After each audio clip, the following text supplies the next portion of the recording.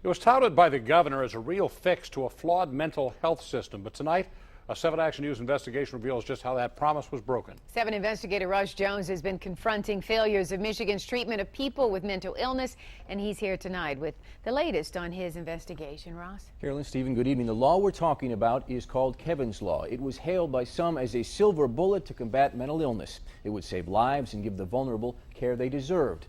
But today, many counties haven't even heard of it. Not enough people are being helped, and we're all being put at risk. Charles Heisinger's son Kevin was supposed to turn 38 this year.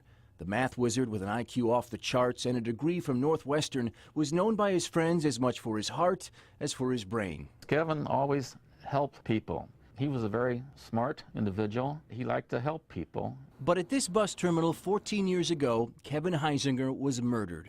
The 24-year-old was preparing to attend the University of Michigan for grad school. He wanted to become a social worker and help those in trouble.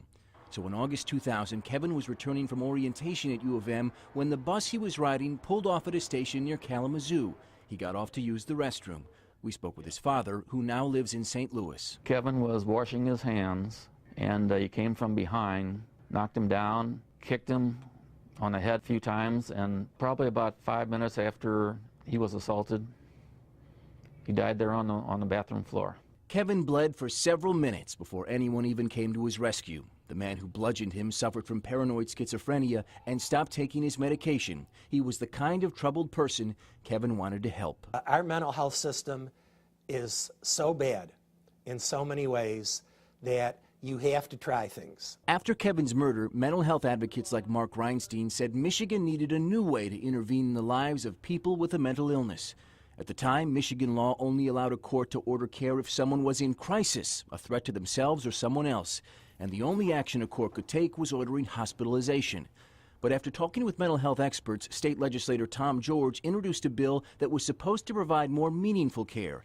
It would allow courts to intervene earlier, before danger was imminent. There was a pathway to make it a little bit easier to get care for the severely mentally ill. Instead of hospitalization, this new law would allow judges to order outpatient services, like a case manager to make sure you were taking your medicine, supervised living arrangements, or any other service needed to prevent relapse. Judges like Wayne County's Milton Mack say that kind of treatment is more effective than sending someone to the hospital. Where it's been used, incarceration drops 90%, arrests drop 90%, involuntary hospitalizations go down, emergency room use drops. Signed into law in 2004, it was called Kevin's Law, and some called it the beginning of hope. Judge Mack was one of its biggest advocates, but 10 years after it was signed, he says, it's a failure. It's a complete failure. To get care under Kevin's Law, a loved one or guardian needs to file a petition with a court. But last year, in all of Wayne County, only 3 were filed. And in most counties, that's high. Here in Genesee County, I've had 0 petitions ever filed on Kevin's Law. 0, not a one. In fact, of the more than 20,000 mental health petitions filed across the entire state last year, less than 70 used Kevin's Law. I mean, that's abysmal. Yeah, well, abysmal is your term. It's not being utilized like it should. Kevin's Law should be used more than what it is. For 15 years, James Haveman has been the head of Michigan's Department of Community Health. Why the law has been so sparingly used is a mystery to him, and he'll leave office without a plan to fix it. A week after this interview, he retired from office, citing health concerns. The law has had a number of things working against it. One of the biggest roadblocks to using Kevin's Law, it was passed without a penny of funding.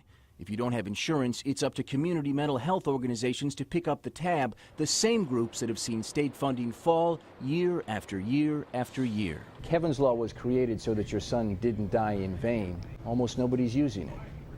Yeah, that's very disturbing. 14 years after his son's murder, Charles Heisinger says he wishes he could talk to Kevin one more time, just to tell him he was so proud of him.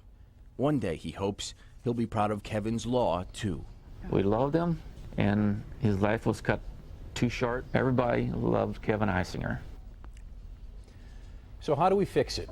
Well, judges like Milton Mack are asking that when someone petitions the court to hospitalize one of their loved ones, that he have the option to order outpatient treatment allowed under Kevin's Law. But for that to happen, the legislature and governor would need to change the state's mental health code.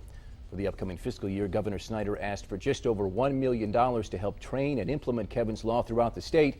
Mental health agencies say it's a nice gesture, but not even a drop in the bucket. Wow, just $1 million. They need so much more, right? They need a lot more than that. Yeah.